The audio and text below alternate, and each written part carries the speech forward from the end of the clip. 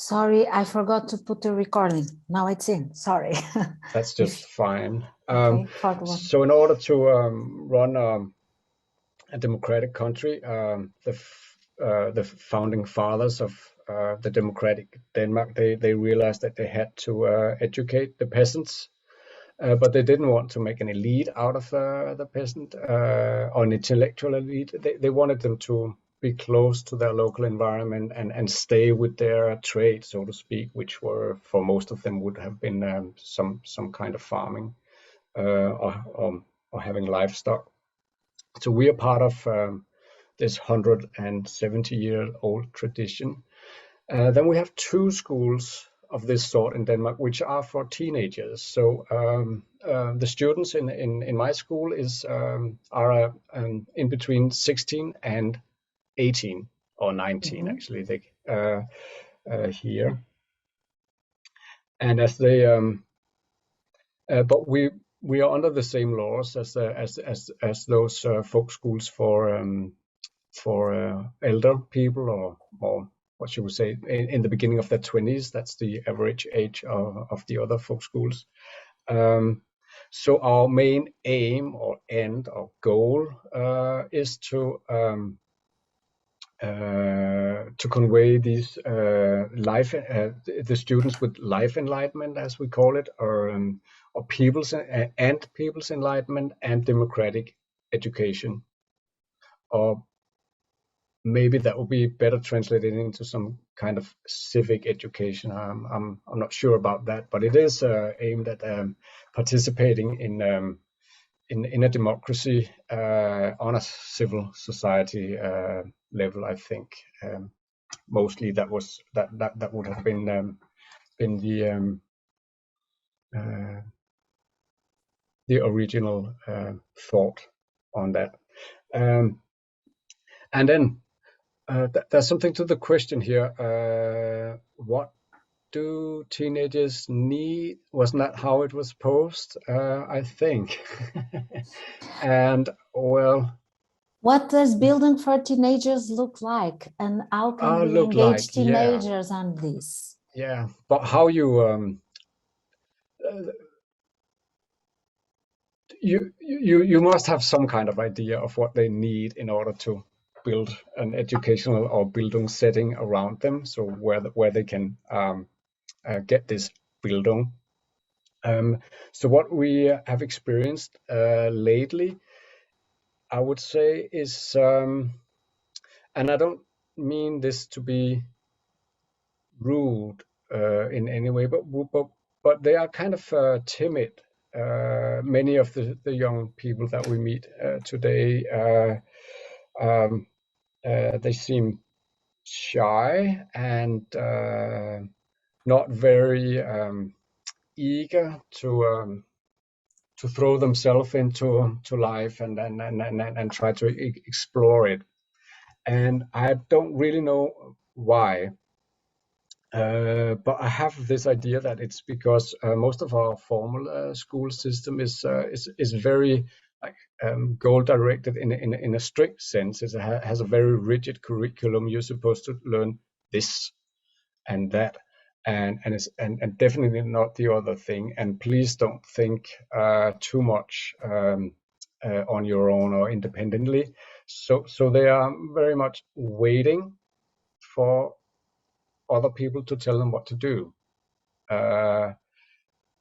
and that is not, in my view, and I dare to say in our view, at least at this school, but also in the folk schools in general, that is not that is not something you can combine with a democratic sentiment, because you have to be able to engage in a dialogue, in a discussion with other people in order to figure out how you want to run a country in a people's democracy. So we need to make them develop that side of themselves and get out of this lock they seem to be in, and start exploring the world and other people on their own. They also seem to have an idea of that it's possible that we can really that we can kind of plan our life, and we can come up with a vision of how the good life should look like, and then we can just go after that, and then we can file a complaint to the boss or the principal or the prime minister or something if it doesn't fit. So they don't seem to have this idea of or if it doesn't fit our idea of how we wanted things to be. So we will find a complaint to the principal or to the prime minister or to authorities or something like that. So they seem out of resonance with things and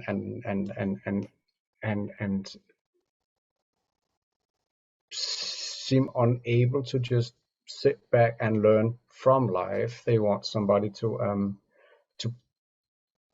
give them life in the way that they imagined, or the existence, or some kind of lifestyle, or whatever it could be. And so what we have experienced throughout the last couple of years is that we are getting back, so to speak, to the early 70s and offering them classes which were popular when I was young. And so that is very artisan stuff, like knitting, ceramics, leather workshops, a lot of things that were deemed out of existence in Denmark because we had to compete with the Chinese and use a lot of technology. But it seems as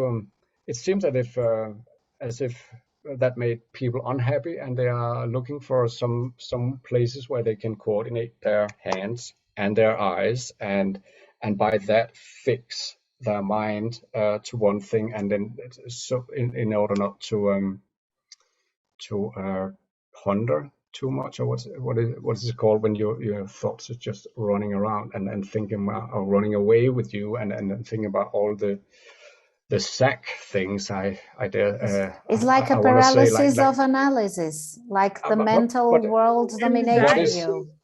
They over contemplate what is wrong with me and or what wrong like with them, and anxiety, right? Yes. So yeah, they have a lot of anxiety and stuff like that. And the thing about what is, are we all doomed due to the climate changes and all these worries, and we don't want them to escape from that, but we want to give them a room where they can also meet, slow down the tempo, and maybe find out that time is not something that we are in control of. And that could sound a bit paradoxical, but that's what they meet if they have a ceramic class. You cannot dry the clay faster in any way. That you just have to wait until it dries. I make in the leisure time, I make kombucha with some of them, and you have to wait until the tea ferments, and you add flavors to them from fruit, and we have to go out and pick the fruit that is in our garden, and we cannot like speed up the process and ask the apples to be ripe next Friday, so nature doesn't fit into our template. And that's that teaches them that they cannot plan everything. And it's a kind of and when they have this idea that they can plan everything, it's a part of this. It could be a part of the grand alienation. No, but we are becoming more and more disconnected to nature, and especially in a very wealthy country as Denmark. And I think also our wealth has to do with this sentiment that we can have it just the way that we want it. So we try to teach them that, well, actually, if you get it the way that you want it, you won't like it, because there's something of value in waiting and receive and appreciate the gifts that you get more naturally. So we do also work, for instance, with a something that you could call destiny.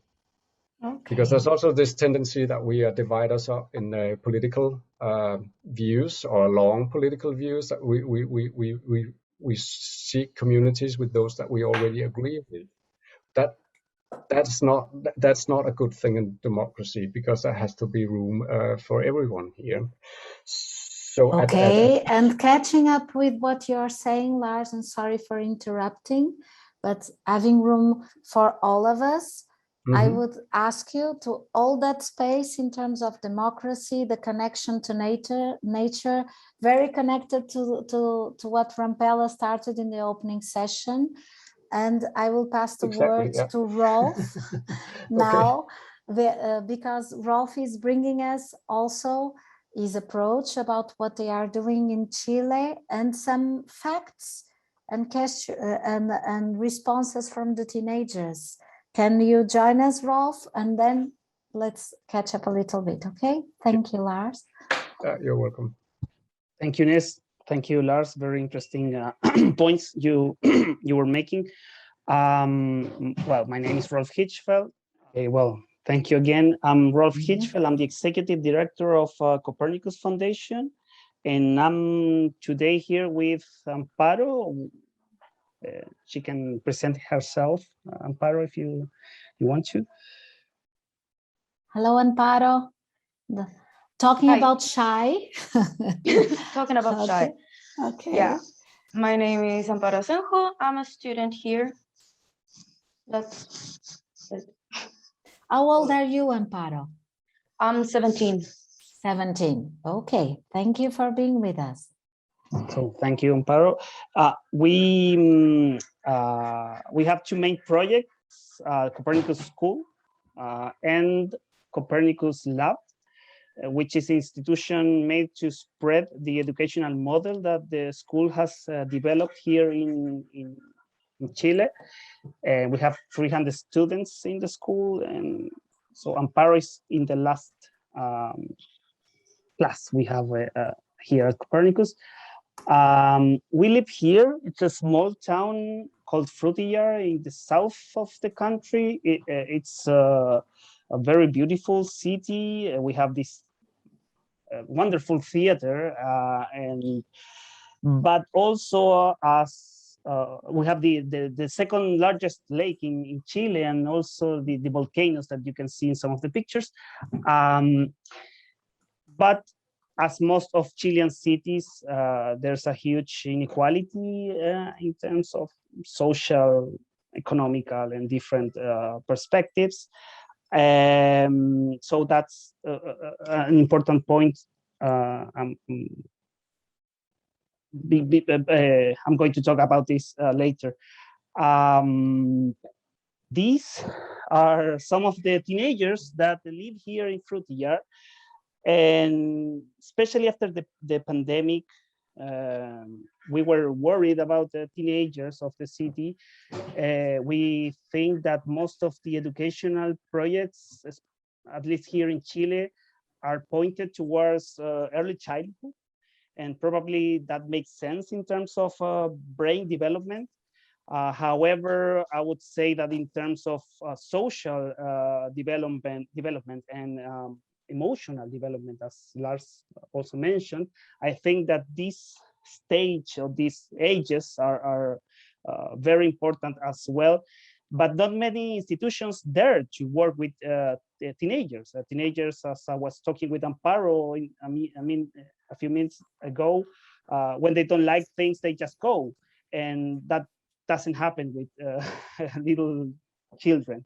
So we were worried about them. So with other institutions, all the schools that serve high school students here in our city, and two other institutions that works with young people, the theater and another institution, we decided to create a survey.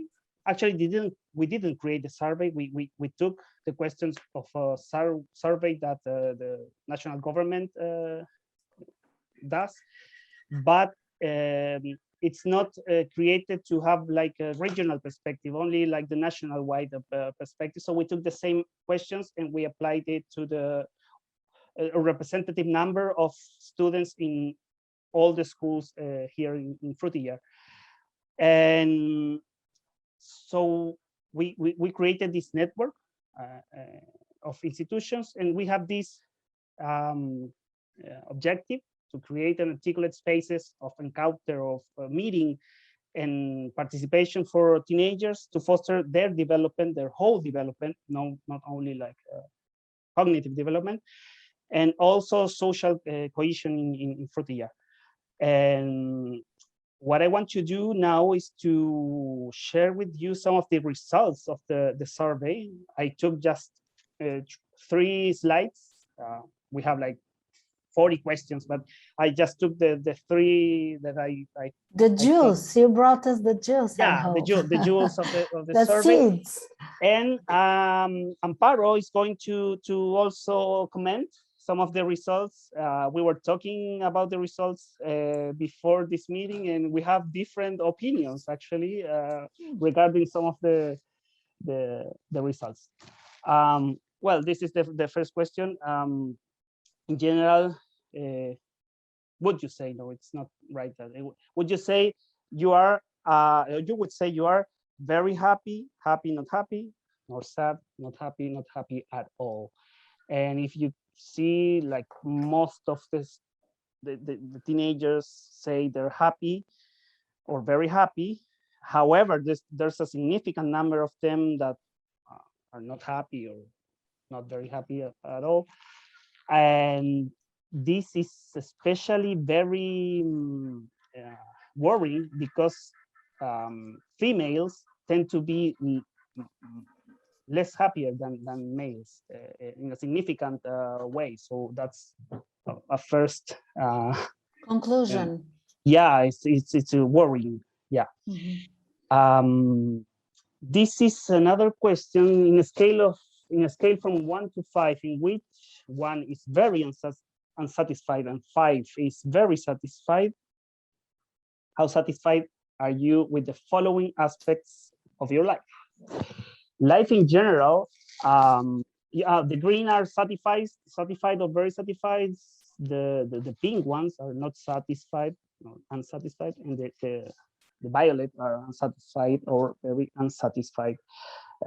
So we can see that with life in general, like, they are mostly satisfied, mostly.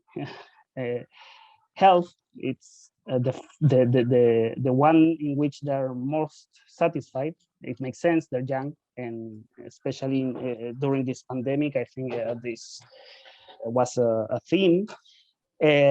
Surprisingly, I would say, for me at least, the economic situation, they are mostly satisfied, which is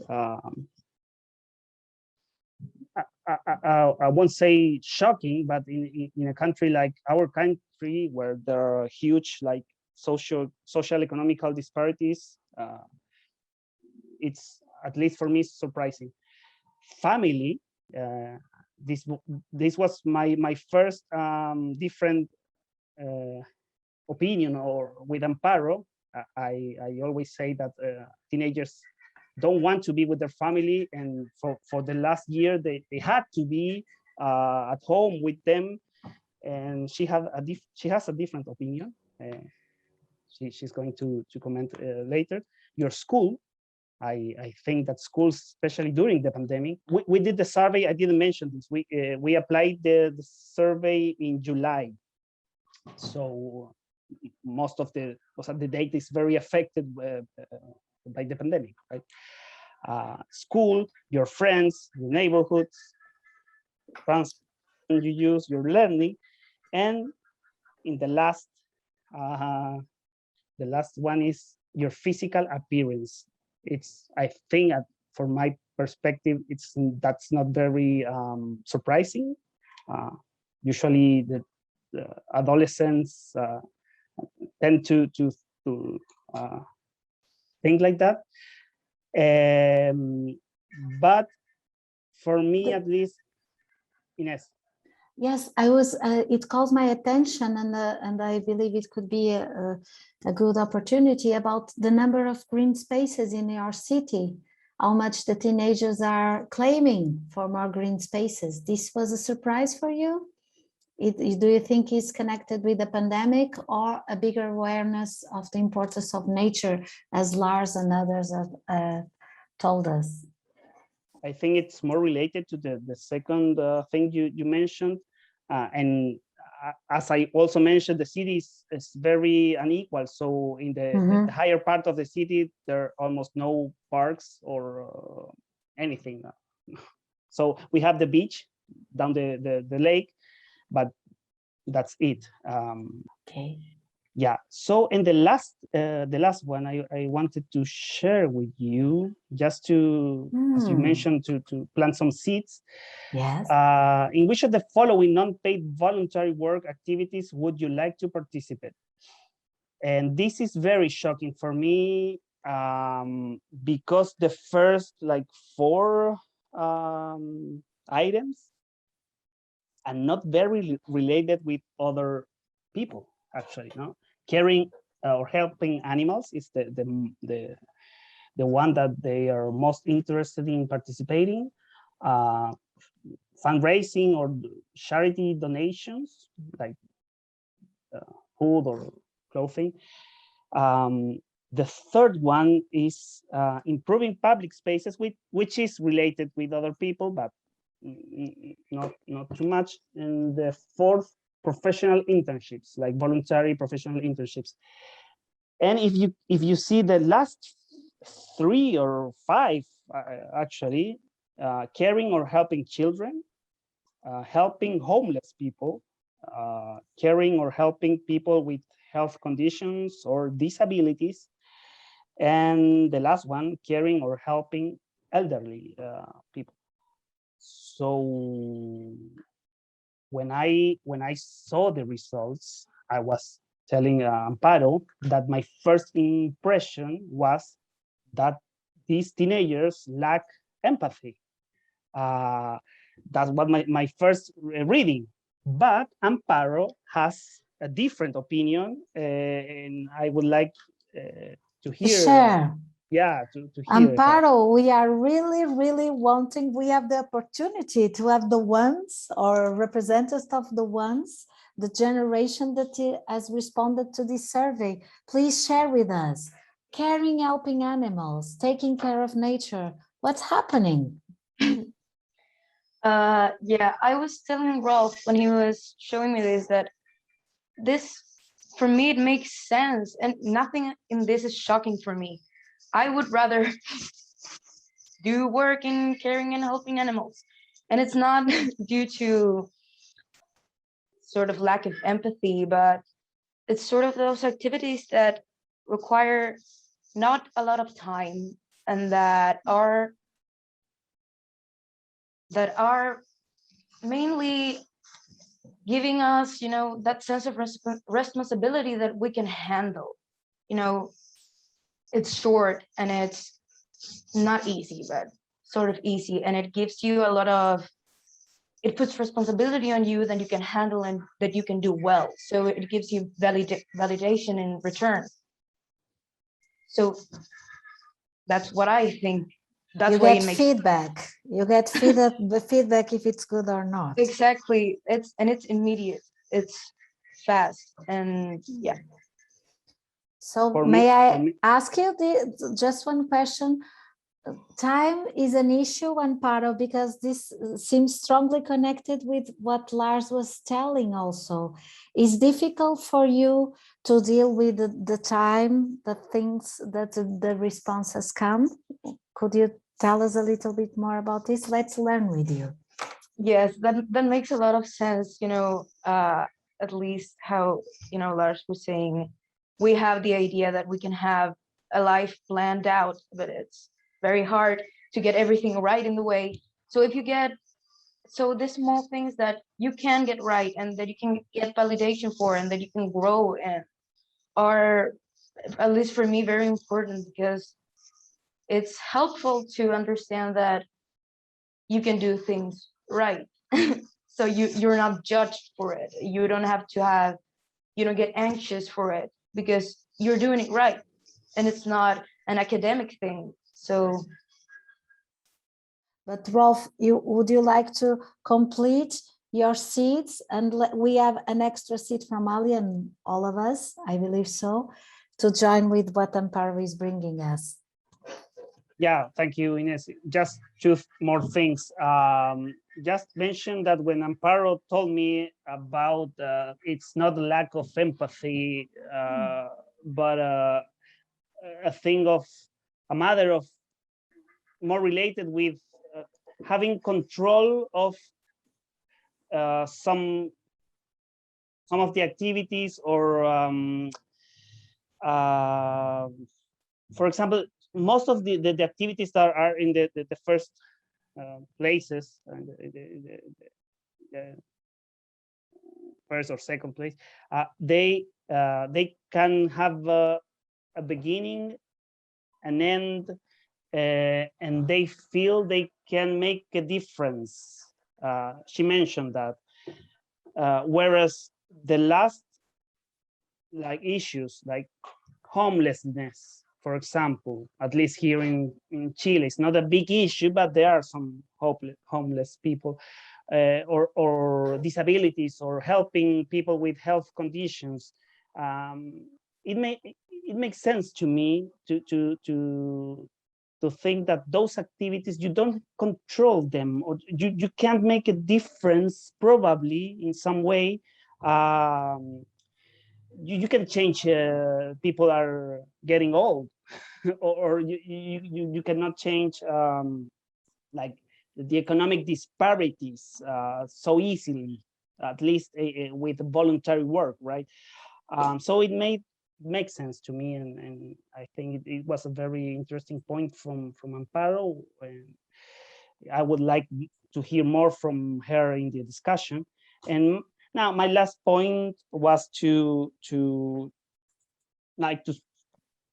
ask you some questions, maybe for the discussion. We don't have to answer them, but it was just an idea to tell or to discuss about what makes me happy about this data, what worries me about this data, and what motivates me about this data. And maybe we can discuss about that, or whatever you have planned, Ines.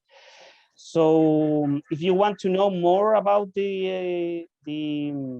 about Copernicus or Copernicus Lab, I will post our website in English in the chat, and I would love to share you the whole report of the survey, but it's in Spanish. So if someone would like to read it in Spanish, or can read in Spanish, I would be more than happy to share the whole report. So thank you. Thank you, Rolf. Thank you, Amparo. Do you want to ask something else, Lars? Yeah, I Yes. wanted to ask Amparo a question, Sure. if I may. You're still here, yeah. That was about the time component that you mentioned, and maybe I didn't have, maybe I forgot to mention that we have students from all over the world, and I've had, unfortunately, never anyone from Chile, but from Colombia and other parts of Latin America, and also Mexico and Guatemala, Puerto Rico, a lot of places over there. And my feeling is that the stakes are much higher for teenagers in getting an education, because in Denmark we have this very generous welfare system. So so when you're talking about this taking care of animals, you mentioned that well, you can do that in a short while, or not spending a lot of time for that. Is that because you need to spend a lot of time of getting an education? Because if you don't get an education in Chile, your life outcome will be very poor due to the high inequality, and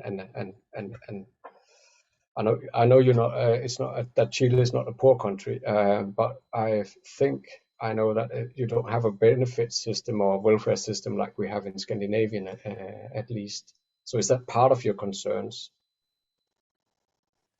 Yeah, absolutely. That Yes. makes it is, yes. You have a lot of pressure on, you have to do well in school because that grade is gonna be important. And if you don't get it right, you don't have another try. You don't have something else to lean on. Yeah, okay. Thank you So very much. traditional contents, it matters. Okay, thank you, Amparo, and thank you, Lars, for the questioning.